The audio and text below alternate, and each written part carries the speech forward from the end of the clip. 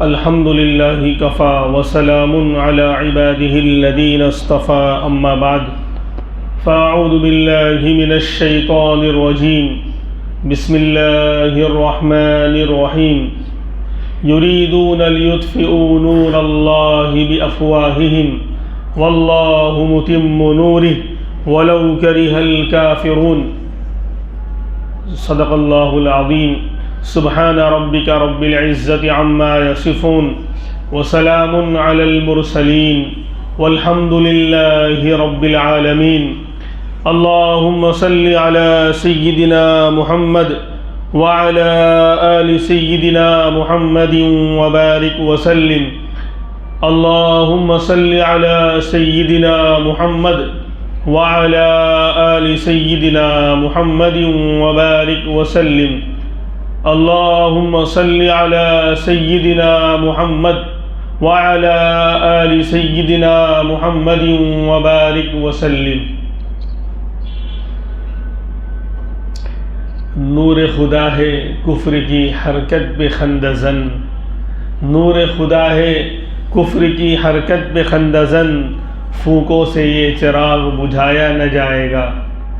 شاعر نے بہت بڑی یعنی اہمیت والی اور گہری بات فرما دی کہ ہر زمانے میں اسلام اور مسلمانوں کو مٹانے کے لیے سازشیں، اسکیمیں اور پلان بنائے جاتے رہے کہ اسلام کی روشنی کو گل کر دیا جائے، اسلام کے نور خدا کو بالکل بجھا دیا جائے۔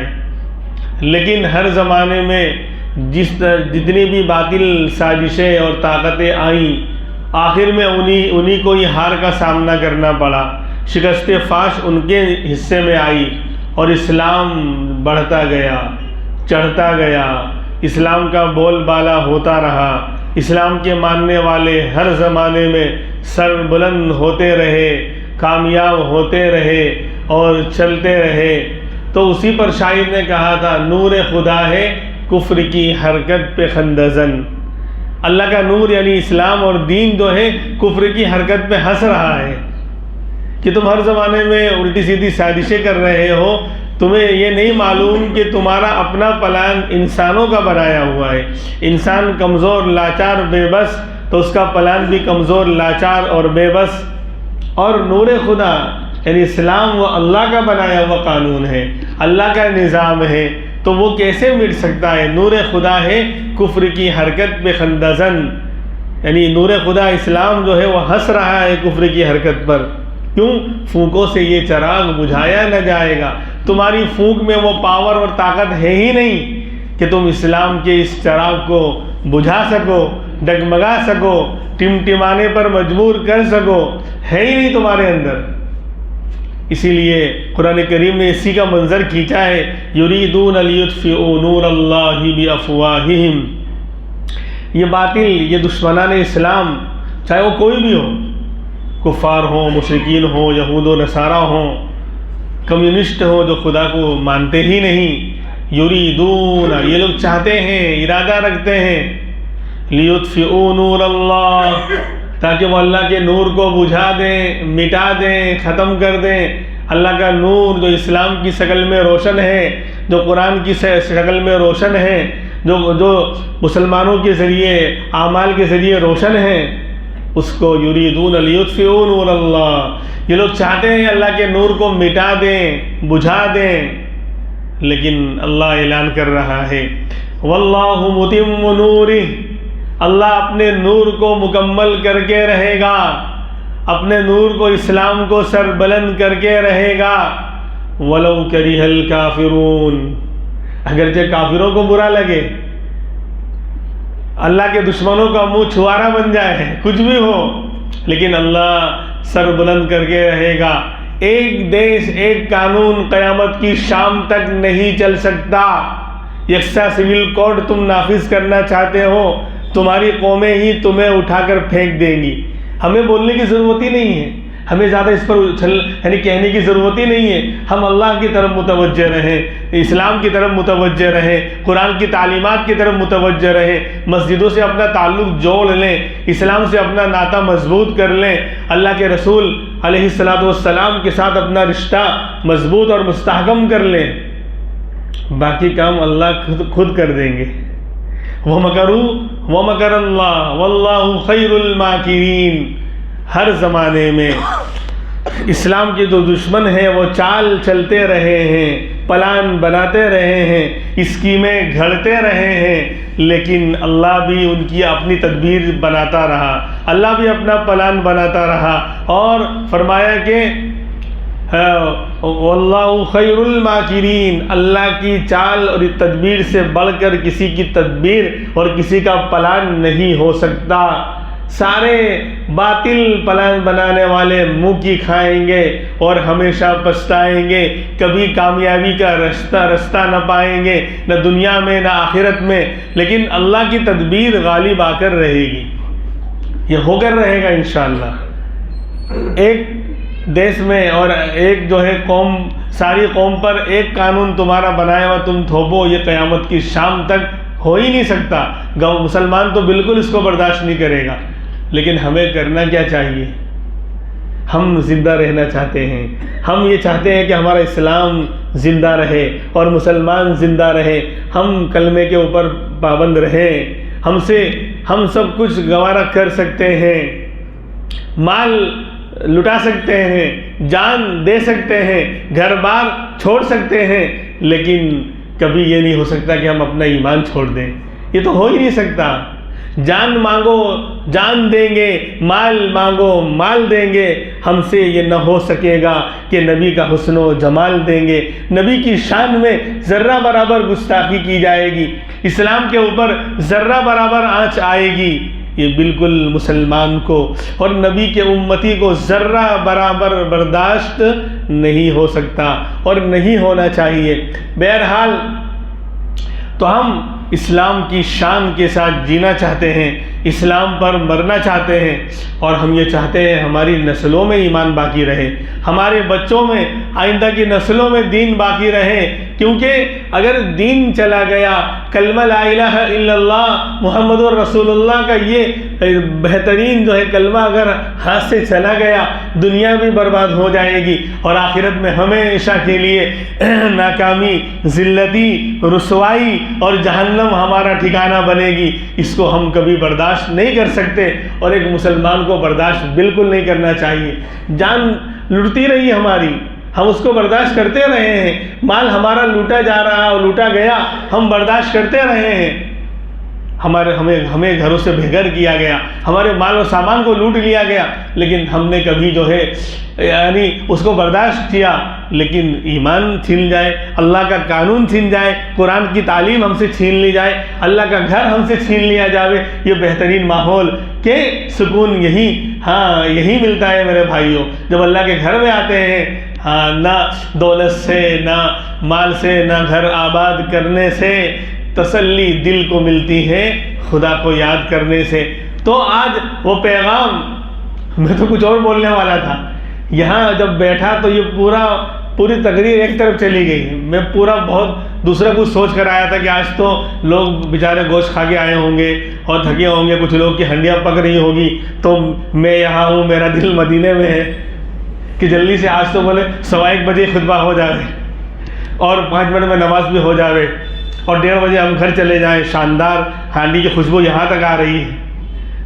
تو سوچا تھا کچھ 10-15 منٹ میں بعد ختم ہو جائے, لیٹ جاؤں گا, 1:15 بجے جاؤں گا. لیکن یہ جگہ ہی عجیب ہے اور آپ جیسے مخلص لوگوں کا مجمع ہی عجیب ہے. یہ تالی دونوں ہاتھ سے بجتی ہے. یہاں پر بیٹھ کر بیان کرنا یہی کمال نہیں ہے, بلکہ سامنے والا مجمع جس طرح کی طلب لے کر آتا ہے, فکر لے کر آتا ہے. بہت سے مسلمان جب اس طرح کی خبریں سنتے ہیں کہ اسلام کے قانون کو مٹایا جا رہا ہے, دل تڑپتا ہے. وہ کہہ نہیں سکتے کہ مفتی صاحب اس پر بیان ہو, لیکن اللہ ہی, میں تو پورا مضمون ہی ذہن سے نکل گیا.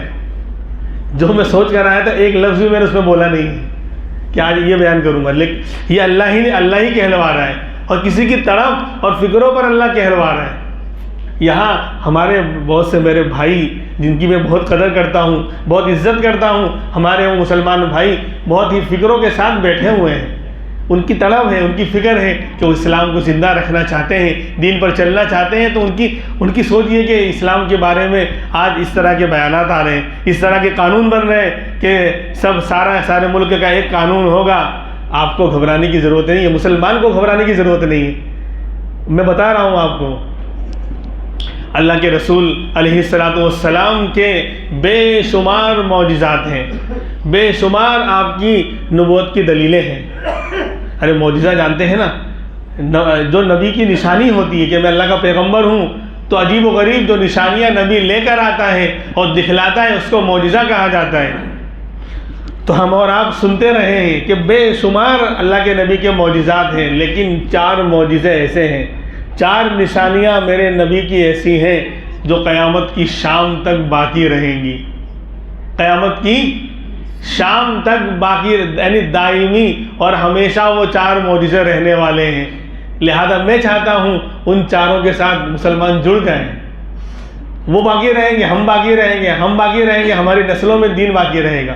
سیدھا سیدھا راستہ ہے، گھبرانے کی ضرورت نہیں ہے۔ میں نے پہلے شعر پڑھا اور آیت بھی پڑھی کہ ہر زمانے میں یہ لوگ نور خدا کو، اسلام کو مٹانے کے لیے، اس کے چراغ کو گل کرنے کے لیے پلان اور اسکیم بناتے رہے ہیں، لیکن پلان فیل ہوا، سب کا پلان فیل ہوا۔ میرے رب کی تدبیر غالب آئی، میرے رب کا فیصلہ غالب آیا، اس زمانے میں آیا تھا، آج بھی آئے گا اور انشاءاللہ آئندہ بھی آئے گا۔ لیکن ہمیں کیا کرنا ہے؟ تو 4 معجزے ہیں اللہ کے رسول کے جو قیامت تک باقی رہیں گے۔ نمبر 1 قرآن کریم، سب سے بڑا معجزہ قرآن کریم ہے۔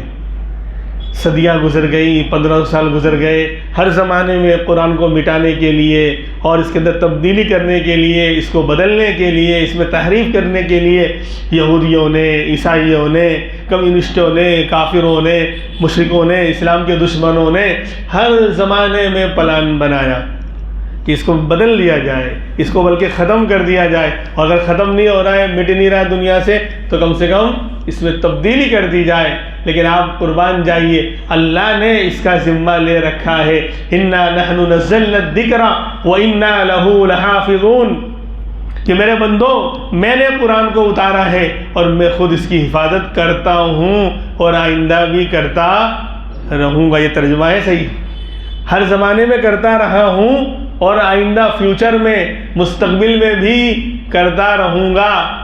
تو قرآن کریم اللہ کے نبی کا وہ معجزہ ہے، وہ سب سے بڑی نشانی ہے کہ اگر ہم قرآن قیامت تک رہے گا تو ہم اگر قرآن کے ساتھ جڑ جائیں گے تو اللہ ہمیں بھی قیامت تک باقی رکھے گا۔ سیدھی سی بات ہے کہ بھائی قرآن جب قیامت تک ہے تو قرآن کی جو محنت کریں گے، قرآن کی تعلیم کو اپنی زندگی میں جو لانے کی کوشش کریں گے، قرآن کو پھیلانے، اس کی تبلیغ میں، اس کی محنت میں جو لگیں گے، اپنا جان مال وقت قرآن کے لیے لگائیں گے، اس کو سیکھنے کے لیے، اس پر عمل کرنے کے لیے، اس کو پھیلانے کے لیے، اس کی تبلیغ کے لیے، اس کی تعلیم کے لیے، تو ظاہر سی بات ہے کہ جب اللہ قرآن کو باقی رکھے گا تو قرآن کی محنت کرنے والوں کو، قرآن کے ساتھ محبت کرنے والوں کو، قرآن پر اپنا جان مال قربان کرنے والوں کو، علماء اور قرآن کی تعلیم کو، اس کے پیغام کو پھیلاتے ہیں، اشاعت کرتے ہیں، تبلیغ کرتے ہیں، مسلمان، عام مسلمان اپنی جان اور مال کے ذریعے اس میں حصہ لے سکتا ہے۔ مسجدیں، مدرسے اور مکاتب قائم کر کے اور قرآن کو اپنی زندگی میں لا کر، عمل میں لا کر، اس پر عمل کر کے، اس کے احکامات، نماز، روزہ، زکوٰۃ، قرآن نے جو کچھ فرمان اس کے اندر فرما دیا، اس پر عمل کر کے قرآن کو زندہ کر سکتے ہیں۔ تو قرآن ہمیشہ رہے گا تو قرآن والے بھی ہمیشہ رہیں گے۔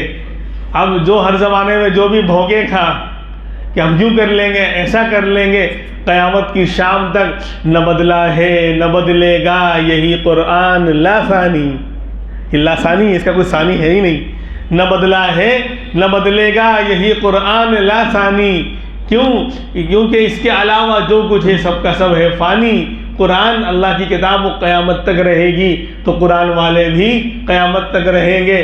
اس لیے میرے بھائی نیت کریں کہ قرآن کی تعلیم کے ساتھ ہم جو ہے اپنے آپ کو جوڑیں گے، اپنے بچوں کو جوڑیں گے، ہمارا بچہ دنیا کی اسکولوں میں اور کالجوں میں بالکل تعلیم حاصل کرے، صحیح ماحول میں تعلیم حاصل کرے، لیکن وہ نمبر 2 پر ہوگا، پہلے وہ قرآن کی تعلیم حاصل کرے گا، قرآن کے احکامات کو سیکھے گا، پیارے آقا امام الانبیاء محمد رسول اللہ کے مقام کو، اللہ کے مقام کو پہلے پہچانے گا، سچا پکا پہلے مسلمان بنے گا، اس کے بعد دنیا کی جس فیلڈ میں جائے گا وہاں وہ کمال پیدا کرے گا، وہاں وہ دھمال پیدا کرے گا، ڈاکٹر بنے گا، انجینئر بنے گا، اگر قرآن کی تعلیم کے ساتھ ہے، نبی کی محبت کے ساتھ ہے، اس کی ڈاکٹری اس کے لیے جو ہے بہت بڑی کار خیر کا ذریعہ بن جائے گی، ایک پیشہ و دھندا نہیں بنائے گا، اس کو خدمت کرے گا ڈاکٹری کے ذریعے، انجینئر بنے گا، خدمت کرے گا، دین کا ایک سپاہی بنے گا۔ اس لیے ہم اب جو حالات آ رہے ہیں، اب جو ان کے پلان بنا رہے ہیں، اس کے اندر ہمیں اور زیادہ مضبوطی کے ساتھ قرآن کی تعلیم کو تھامنے کی ضرورت ہے۔ تو کیوں قرآن قیامت تک ہے، تو جو قرآن کو پکڑ لے گا، تھام لے گا، وہ بھی اللہ اس کو بھی باقی رکھے گا، اور اس کی نسلوں کو بھی انشاءاللہ باقی رکھے گا، یعنی قرآن پر اور دین پر۔ تو پہلا معجزہ ہوا قرآن کریم جو قیامت تک رہنے والا ہے۔ دوسرا معجزہ احادیث رسول اللہ صلی اللہ علیہ وسلم، میرے نبی کے فرمان، میرے نبی کی باتیں، میرے نبی کے افعال، اور میرے نبی نے جو کچھ کیا جو حدیث کہلاتی ہے، کہ آپ نے جو کچھ فرمایا اپنی زبان مبارک سے، جو کچھ آپ نے کیا، یا صحابی نے آپ کے سامنے کوئی کام کیا اور آپ نے اس کو دیکھا اور اس کو باقی رکھا، منع نہیں کیا، سب کو حدیث کہا جاتا ہے۔ نبی کے قول کو بھی آپ نے جو فرما دیا اور آپ نے جو کیا اپنے عمل کے ذریعے اس کو بھی، اور صحابی نے، کسی اور نے میرے نبی کا مقام دیکھیے کہ میرے نبی کے سامنے کوئی کچھ کر جائے اور نبی چپ رہ جائے، وہ بھی شریعت بن جاتی ہے، کہ نبی کو کہنے کی ضرورت بھی نہیں۔ صحابی نے کوئی کام کیا، آپ چپ رہے، آپ دیکھ رہے ہیں، آپ اللہ کے رسول دیکھ رہے ہیں، صحابی نے کوئی کام کیا، نہ آپ نے منع نہیں کیا، صرف خاموش رہے، آپ کی خاموشی بھی شریعت بن جاتی ہے۔ کتنا بڑا مقام ہے اللہ کے رسول کا۔ تو آپ کی حدیث، سب حدیث کہلائیں گی، جو آپ نے فرمایا وہ بھی، جو آپ نے کیا وہ بھی، اور آپ کے سامنے کسی صحابی نے کچھ کیا اور آپ اس پر خاموش رہے تو وہ بھی جو ہے حدیث بن جائے گی۔ تو یہ نمبر 2 حدیث، یہ بھی قیامت تک رہے گی، یہ بھی بولو قیامت تک رہے گی۔ جیسے قرآن محفوظ تو حدیثیں بھی محفوظ، جو فرمایا نا انا نحن نزلنا الذکر، بے شک ہم نے ذکر کو، قرآن کو اتارا ہے۔ تو قرآن ایک تو الفاظ ہیں 30 پاروں میں جو لکھے ہوئے ہیں، سورہ فاتحہ سے شروع ہوتا ہے اور سورہ الناس پر ختم ہوتا ہے، من الجنتی والناس پر، یہ تو اس کے ظاہری حروف ہے اس کا، اور لیکن اس کی تفسیر وہ حدیثیں ہیں۔ اللہ کے رسول نے جو کچھ کہا، کیا، اپنے عمل کر کے بتلایا، وہ قرآن کی تفسیر اور ڈیٹیل ہے، جسے اسکول کے اندر ایک اصل کتاب ہوتی ہے بک، اور اس کی گائیڈ ہوتی ہے، ارے گائیڈ میں تفصیل ہوتی ہے، ڈیٹیلز زیادہ ہوتے ہیں۔ ایک تو اصل بک ہے اسکول کی جو بچے پڑھتے ہیں 10ویں کے اندر اور 9ویں کے اندر، پھر اس کی گائیڈ ہوتی ہے، اس کی گائیڈ ہوتی ہے جو اسی کتاب کی تفصیل اور اس کو سمجھانے کے لیے لکھی جاتی ہے۔ تو ایسے ہی قرآن اصل کتاب کی طرح ہے، قرآن اصل بک کی طرح ہے، اور میرے نبی نے جو کچھ فرمایا اور کیا، اور آپ کے سامنے کسی نے کچھ کیا، اس سب کو آج جمع کر لیا گیا ہے لاکھوں کی تعداد میں حدیثوں کی کتابوں میں، بخاری شریف، مسلم شریف، ترمذی شریف، ابو داؤد شریف، سنن نسائی شریف، ابن ماجہ شریف، یہ 6 تو سیاہ ستہ کہلاتی ہیں، سب سے مین کتابیں کہلاتی ہیں حدیث کی، اور اس میں لاکھوں حدیثیں موجود ہیں۔ تو وہ حدیث قرآن ہی کی تفصیل ہے۔ تو جب قرآن محفوظ رہے گا تو قرآن کی جو تفصیل ہے وہ بھی بولو محفوظ رہیں گی۔ انا نحن نزلنا الذکر، جو کہا ہے نا کہ ہم نے ذکر کو اتارا ہے، قرآن کو اتارا ہے، تو قرآن صرف الفاظ کا نام نہیں ہے، قرآن الفاظ اور معنی دونوں کا نام ہے۔ الفاظ تو 30 پاروں میں ہے، معنی حدیث، گائیڈ حدیث، تو اصل بک بھی محفوظ رہے گی اور گائیڈ بھی، دونوں کے مجموعے کا نام ہے ذکر۔ اللہ کہہ رہے ہم نے اس ذکر کو اتارا ہے اور ہم اس کی حفاظت کرنے والے ہیں، یعنی قرآن کی بھی جو 30 پارے ہیں اس کی بھی، اور جو اس کی تفصیلات حدیثیں ہیں، گائیڈ ہے، اس کی بھی حفاظت۔ تو پتہ چلا کہ یہ 2 معجزے ایسے ہیں جو قیامت تک باقی رہیں گے، قیامت تک باقی۔ اور اللہ نے کیسی حفاظت کی؟ جب حدیثیں لاکھوں کی تعداد میں ہیں اور ایسے ایسے لوگوں کو اللہ نے پیدا کیا زبردست، آپ حیران رہ جائیں گے. میں اگر واقعات سنانے لگ جاؤں تو آپ حیران رہ جائیں گے. اس زمانے میں یعنی ایسے ایسے بڑے بڑے محدثین کو اور شاندار قوت حافظہ رکھنے والوں کو اللہ نے پیدا کیا. امام ابو زرعہ رازی رحمۃ اللہ علیہ بہت بڑے محدث، حدیث کے جاننے والے، ان کے بارے میں لکھا ہے کہ 7 لاکھ حدیثیں یاد تھی. کتنی؟ 7 لاکھ. اور میرے بھائیوں، حدیث میں 2 چیزیں ہوتی ہیں. ایک تو نبی کا جو فرمان اور جو نبی کا جو کام ہوگا وہ تو بعد میں آئے گا، پہلے سند آئے گی. سند کا مطلب کہ اس کو میں حدیث بیان کر رہا ہوں تو میں نے کس سے سنا، میں اس کا نام لوں گا. مجھ کو فلاں استاد نے بیان کیا، ان کو ان کے استاد نے، ان کو ان کے استاد نے، ان کو ان کے استاد نے، ان کو امام بخاری نے، پھر امام بخاری نے اپنے استاد سے سنا. ہوتے ہوتے ہوتے صحابی تک پہنچے گی اور صحابی کہیں گے مجھ کو اللہ کے رسول نے بیان کیا. کہ جو ناموں کا سلسلہ ہے، زنجیر ہے، اس کو سند کہا جاتا ہے. بھائی نبی کا فرمان تو آپ یاد کر لیں گے، وہ تو آسان ہے پھر بھی، لیکن نام یاد نہیں رہتے. ایک سند کے اندر 12-15 نام ہیں. حدثنا خالد قال حدثنا فلان قال حدثنا فلان قال حدثنا فلان قال حدثنا فلان قال ابو ہریرہ قال النبی صلی اللہ علیہ وسلم. اس طرح کہ وہ کہتے ہیں مجھ کو فلاں نے بیان کیا، وہ کہتے ہیں مجھ کو فلاں نے، مجھ کو فلاں نے، مجھ کو فلاں نے، مجھ کو فلاں نے. ہوتے ہوتے پھر وہ صحابی تک پہنچے گی، تابعی کے بعد صحابی، پھر صحابی کہیں گے مجھ کو اللہ کے رسول نے بیان. تو یہ جو نام آ رہے ہیں 8 10 12 15 یاد ہی نہیں رہتے. ایک حدیث کے نام یاد نہیں رہتے.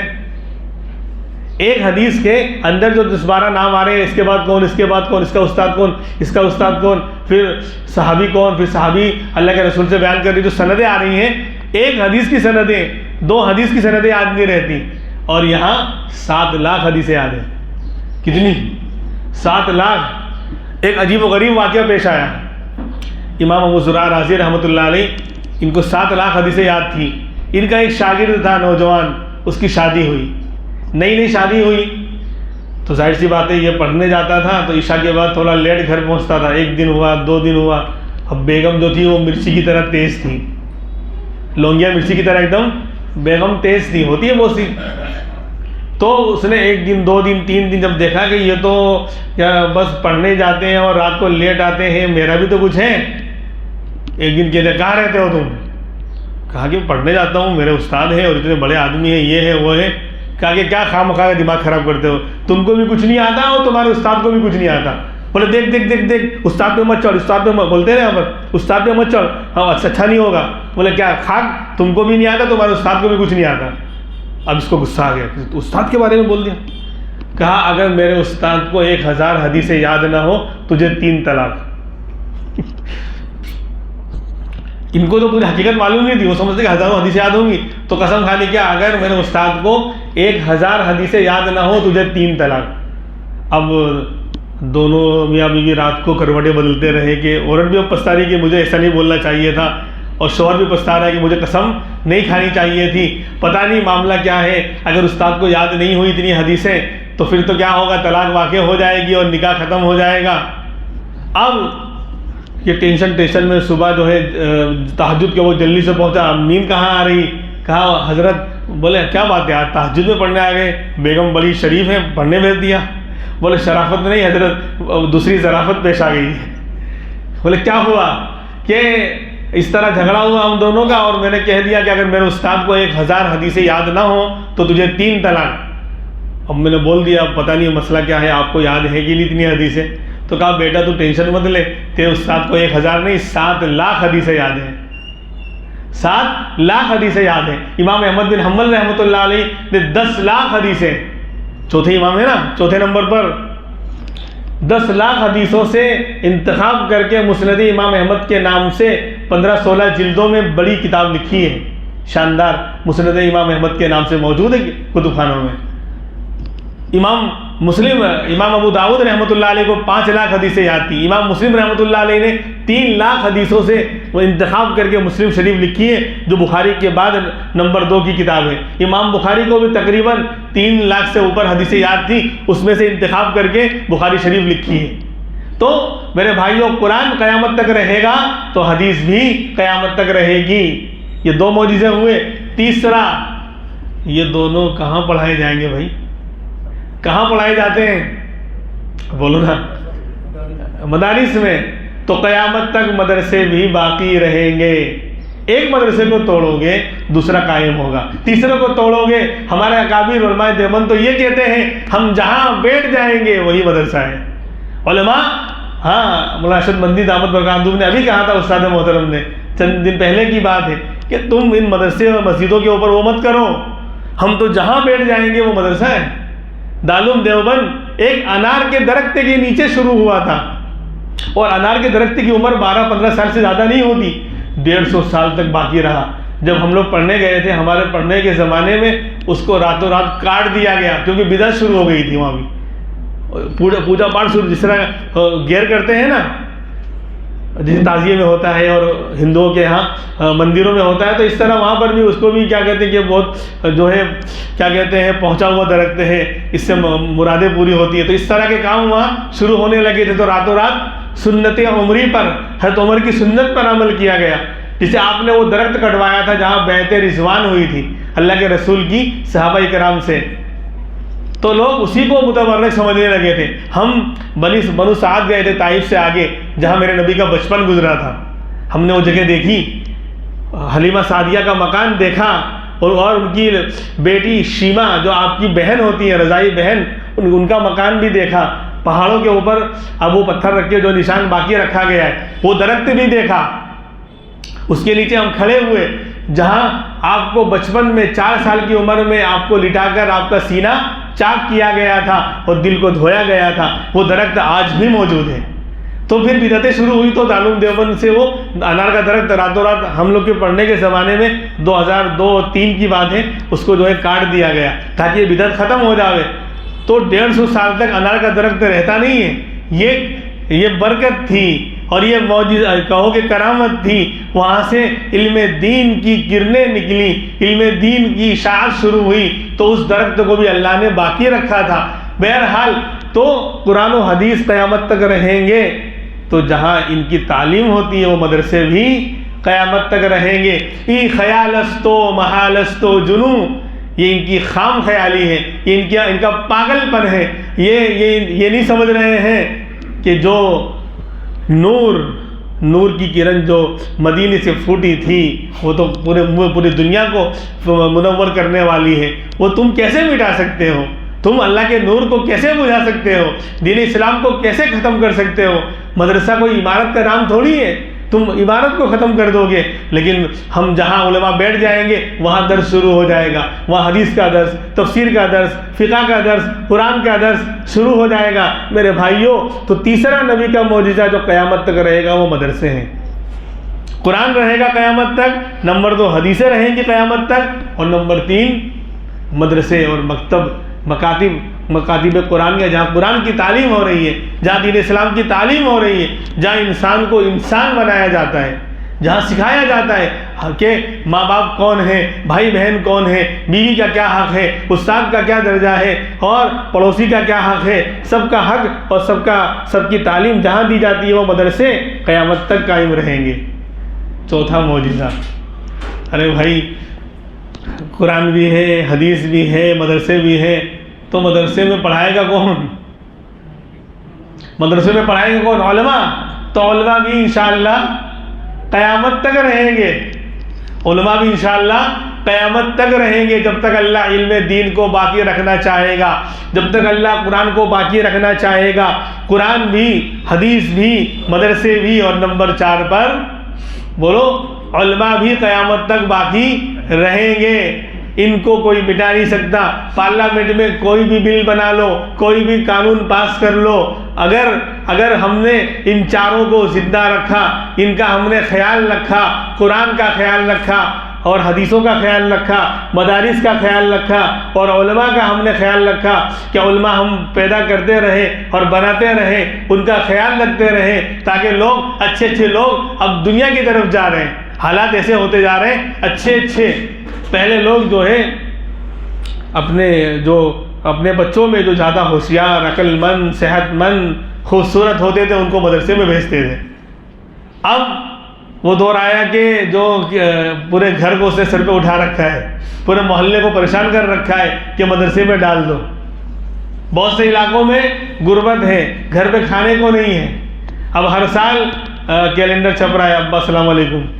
بولے کتنے بچے ہیں آپ کے؟ بولے شادی کو 12 سالوں میں گن لو، ہر سال کا ایک کیلنڈر چھپا ہوا ہے.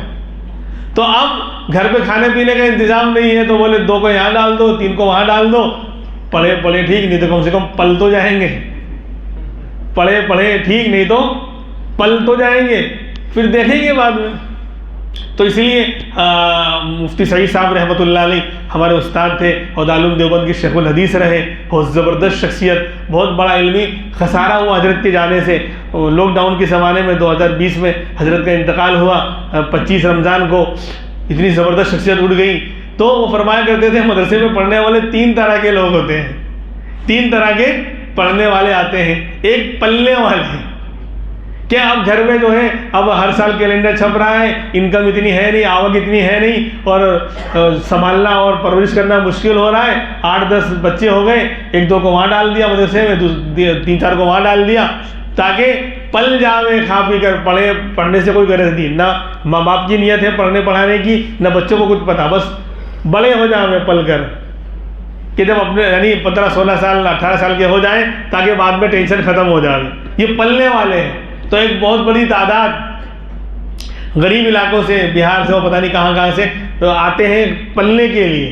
جسے کارخانوں میں دیکھا ہوگا آپ نے، غربت ہے تو ماں باپ بولے لے جاؤ بچوں کو، کم سے کم کوئی کھانا کھلانا، بس ہم کو پگار مت دینا، بس اس کو کھلانا، اس کا بس یہ بھوکا نہ رہے، جو کام کروانا وہ کروانا.